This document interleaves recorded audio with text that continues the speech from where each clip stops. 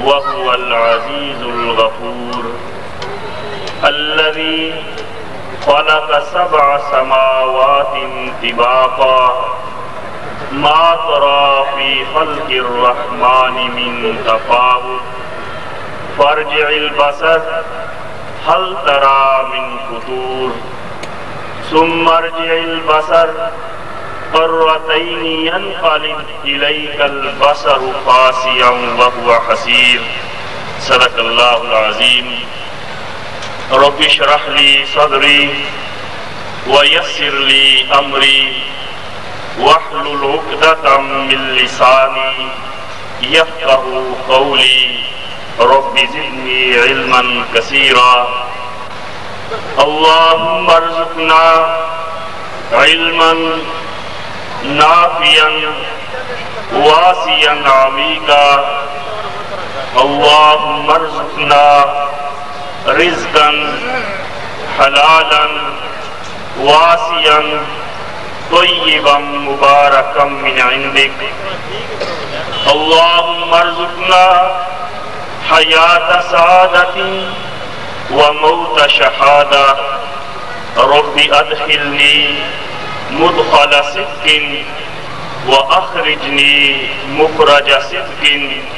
واجعل لي من لدنك سلطانا نصيرا اللهم صل على محمد وعلى آل محمد كما صليت على إبراهيم وعلى آل إبراهيم إنك حميد مجيد اللهم بارك على محمد وعلى آل محمد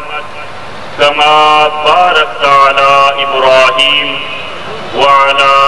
آل إبراهيم إنك حميد مجيد انتہائی قابل احترام خواتین اسلام، میری محترم اور عزیز بہنوں، بزرگوں اور دوستوں، الحمدللہ آج یہاں تیسرا دن ہے کہ ہم قرآن کی اس عظیم محفل میں موجود ہیں جس اللہ نے ہمیں یہ توفیق اور سعادت عطا فرمائی کہ اپنے ذکر کی محفل میں بلایا، اپنے قرآن کی مجلس میں بلایا، اپنے دین کے فہم کے لیے بلایا، ہم اس کی ذات کا کروڑ بار شکر ادا کرتے ہیں، اس لیے کہ یہ کوئی عام اور معمولی بات نہیں ہے کہ ہم یہاں اس مقدس محفل میں موجود ہیں۔ یہ بڑی ہی سعادت کی بات ہے، یہ بڑے ہی نصیبے کی بات ہے۔ عموماً ہم بھی یہ دیکھتے ہیں کہ جب اپنے گھروں کے اندر مختلف مجلسوں کا انعقاد کرتے ہیں، اپنے گھر کی تقاریب میں، اپنے گھر کے پروگراموں میں انہی لوگوں کو بلاتے ہیں جن کے ساتھ ہمارا کوئی تعلق ہوتا ہے۔ جس شخص کو ہم پسند نہیں کرتے اس کے لیے ہم کبھی یہ بھی پسند نہیں کر سکتے کہ وہ ہماری خوشیوں میں اور ہماری مجلسوں اور محفلوں میں شامل ہو۔ تو اللہ بھی اپنی مجلسوں میں انہی لوگوں کو بلاتا ہے اور انہی لوگوں کو توفیق دیتا ہے جن سے اللہ محبت کرتا ہے اور اللہ تعالیٰ جنہیں پسند کرتا ہے۔ بلا شبہ ہم گناہگار لوگ ہیں، ہم کمزور اور خطاکار لوگ ہیں۔ ہم نے کبھی بھی یہ دعویٰ نہیں کیا کہ ہم کوئی نیکی اور تقویٰ کی بلندیوں کو پہنچے ہوئے لوگ ہیں۔ ہمیں اپنی کمزوریوں کا بخوبی علم ہے، لیکن جب قرآن کی مجلسوں میں اپنے آپ کو شریک پاتے ہیں، جب اللہ کے قرآن کی محفل میں ہوتے ہیں، جب اس کے ذکر کے لیے نکلتے ہیں، جب اس کے دین کی اقامت اور سربلندی کے لیے نکلتے ہیں،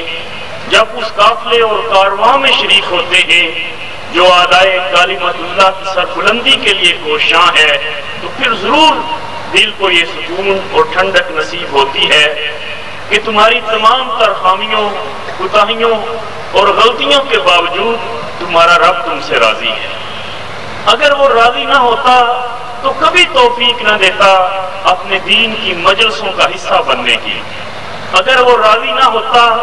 تو کبھی اپنے قرآن کی محفلوں میں نہ بلاتا۔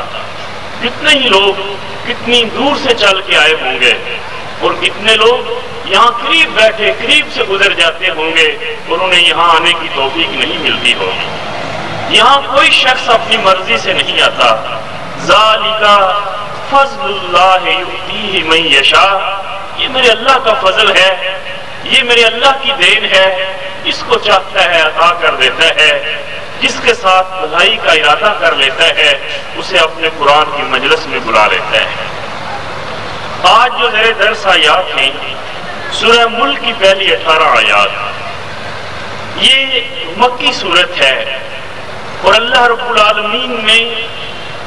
اسلام کا پورا تعارف اور انسان کی زندگی کا حقیقی مقصد ان آیات میں بیان فرما دیا ہے۔ سورہ ملک بڑی فضیلت والی صورت ہے۔ نبی اکرم صلی اللہ علیہ وسلم نے جن صورتوں کے بہت زیادہ فضائل بیان فرمائے ہیں ان میں سورہ یاسین ہے، ان میں سورہ ملک ہے، ان میں سورہ واقعہ ہے، ان میں سورہ رحمان ہے، اور اسی طرح آیت الکرسی اور سورہ بقرہ کی آخری آیات ہیں جن کے فضائل نبی رحمت صلی اللہ علیہ وسلم نے بہت زیادہ بیان فرمائے ہیں۔ اور سورہ ملک کے بارے میں فرمایا کہ یہ سورت قبر میں انسان کا ساتھ دے گی۔ جو شخص اس سورت کی کثرت کے ساتھ تلاوت کرتا ہے اور بالخصوص ہر روز رات سونے سے پہلے اس سورت کی تلاوت کو اپنا معمول بنا لیتا ہے، جب اس دنیا سے رخصت ہو جائے گا، جب اس کے پیارے خود ہی اس کو قبر میں گڑھا کھود کر منو مٹی کے تلے دبا کر واپس آ جائیں گے، جب دنیا کی کوئی چیز ساتھ نہیں جائے گی، کوئی بڑے سے بڑا قریبی رشتہ، یہاں تک کہ بیٹا بھی، یہاں تک کہ بیٹی بھی، ماں اور بہن بھی، باپ بھی یہ نہیں کہے گا اس میت کے ساتھ مجھے بھی قبر میں اتار دو، نہیں، تنہا اور اکیلا چھوٹا سا وہ گھر، جب اوپر نیچے دائیں بائیں سوائے مٹی کے کچھ بھی نہیں ہے، وہ تاریکی کا گھر، اس قبر میں اگر انسان کا ساتھ دے گی تو سورہ ملک دے گی۔ نبی کائنات صلی اللہ علیہ وسلم نے فرمایا کہ سورہ ملک قبر میں آ جائے گی، اور اگر اس انسان کے کوئی اور گناہ، غلطیاں، کوتاہیاں اور کمیاں اس کے اندر موجود بھی ہوئیں جس کی وجہ سے اسے قبر کی سزا کا مستحق قرار دیا گیا، لیکن سورہ ملک اس کے اور عذاب کے فرشتوں کے بیچ دیوار بن کر کھڑی ہو جائے گی اور جھگڑا کرے گی، بحث کرے گی، تکرار کرے گی، یہاں تک کہے گی کہ اللہ یہ بندہ یہ میرا قاری تھا، یہ میری تلاوت کرنے والا تھا، آج اگر اسے قبر میں عذاب پہنچے تو میں یہ گوارا نہیں کر سکتی، اے اللہ تو اپنی رحمت سے اس کو معاف کر دے۔ اور کیا جھگڑا کرے گی؟ کہے گی یا اللہ یا مجھے قرآن سے نکال دے یا پھر میرے قاری کو بخش دے۔ اب اللہ تعالیٰ اس صورت کو تو قرآن سے نہیں نکالیں گے لیکن اس کے پڑھنے والے کو ضرور معاف فرما دیں گے۔ نبی صلی اللہ علیہ وسلم نے فرمایا اسے اپنا معمول بناؤ۔ ایک اور حدیث میں آتا ہے کہ جب کوئی شخص رات کو سورہ ملک کی تلاوت کر کے سو جاتا ہے، وہ سو رہا ہے، نیند کی عالم میں ہے، لیکن 70,000 فرشتے اس سورت کی تلاوت کر کے سونے والے کے لیے اپنے رب سے مغفرت کی دعا مانگنا شروع کر دیتے ہیں۔ سورہ ملک ہر روز رات سونے سے قبل اس کی تلاوت کو اپنا معمول بنا لیں۔ 2 رکوع ہیں، صرف 30 آیات ہیں، چند منٹ لگتے ہیں، سورہ ملک مکمل ہو جاتی ہے۔ اور میں ایک وظیفہ بھی بتاتا ہوں آپ کو، نبی رحمت صلی اللہ علیہ وسلم کی بیان کردہ احادیث کی روشنی میں ہر روز صبح کی نماز کے بعد سورہ یاسین کی تلاوت کو اپنا معمول بنائیں۔ صبح کی نماز کے بعد سورہ یاسین کی تلاوت کریں، اور میری بہنیں مغرب کے بعد یا عصر کے بعد سورہ واقعہ کی تلاوت کریں گے۔ نبی صلی اللہ علیہ وسلم نے فرمایا جس گھر کی خواتین عصر کے بعد یا مغرب کے بعد گھر میں سورہ واقعہ کی تلاوت کریں گی، اس گھر میں کبھی بھوک افلاس، کبھی رزق کی تنگی نہیں ہوگی، ہمیشہ خوشحالی ہوگی۔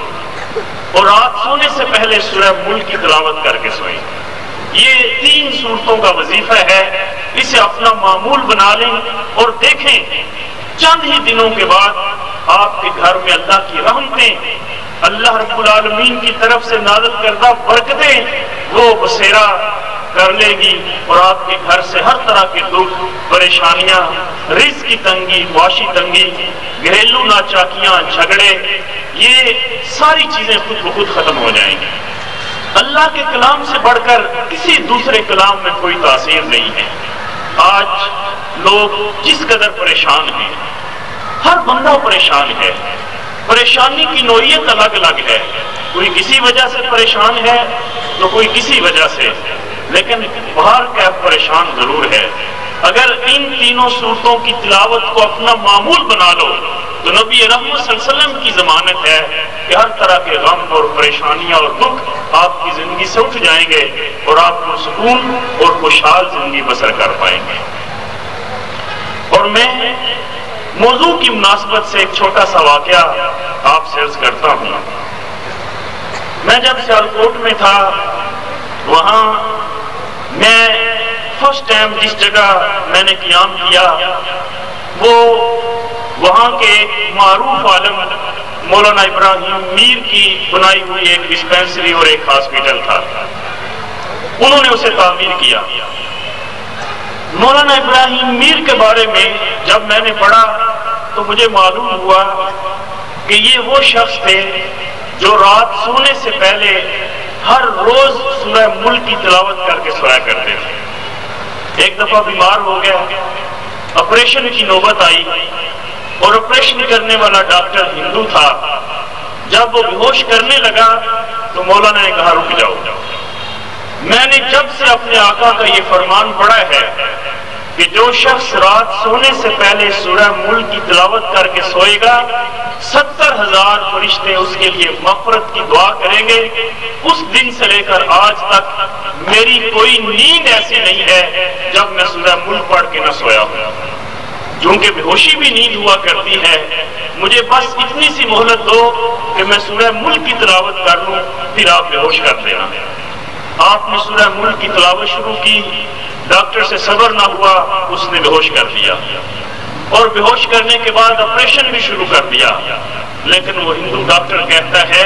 کہ میں حیران و پریشان تھا، یہ ہو کیا رہا ہے؟ جسم بے ہوش ہے، آپریشن جاری ہے، لیکن زبان سے سورہ ملک کی تلاوت بھی جاری ہے، زبان سے اسی طرح سورہ ملک پڑھی جا رہی ہے،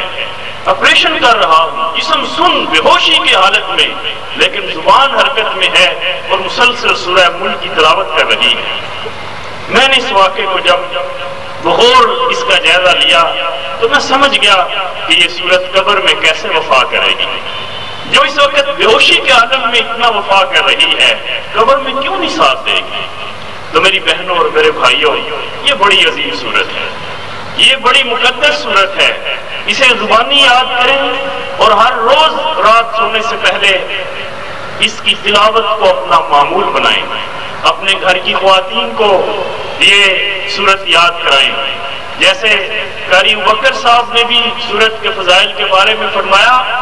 اپنے بچوں کو بھی یاد کرائیں، یہاں تک کہ ہمسایوں کو بھی یاد کرائیں کہ سورہ ملک کو یاد کر لیں، اور ہر روز رات سونے سے پہلے اس کی تلاوت کیا کریں۔ اس صورت میں اللہ رب العالمین نے اپنی ذات کا تعارف کرانے کے بعد انسان کو اس کی زندگی کے مقصد سے آگاہ کیا ہے کہ انسان تیرا اس دنیا میں آنے کا مقصد کیا ہے؟ تجھے ہم نے جو زندگی اور موت کے مرحلے سے گزارا، اس زندگی کی حقیقت کیا ہے اور موت کے بعد اصل زندگی، اس زندگی میں اس دنیا کی چند روزہ زندگی کی اہمیت کیا ہے؟